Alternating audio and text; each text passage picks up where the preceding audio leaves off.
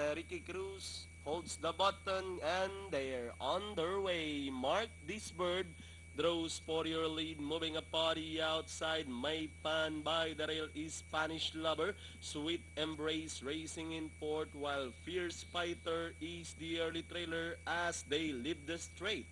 As they leave the straight with Maypan in command by two, Spanish Lover is in second by the rail, running alongside third. Mark This Bird racing in fourth at this moment. Sweet Embrace and Dottie outside. Trailing them is Fierce Fighter.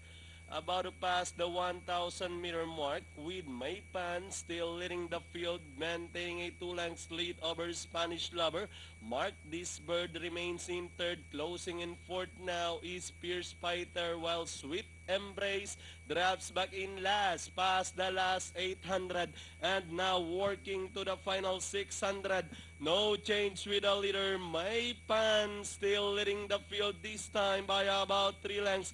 Spanish Lover remains in second, closing in once again by the rail. Mark This Bird, Fierce Fighter, and Sweet Embrace still in behind them as they kicks to the last 450.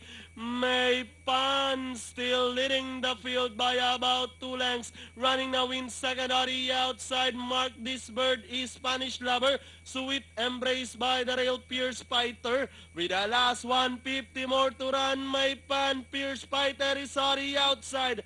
But it's still Maypan, Fierce Fighter. Moves about the outside and finally Fierce Fighter over Maypan, Mark This Bird. Then comes Spanish Lover and Sweet Embrace. Okay, cross.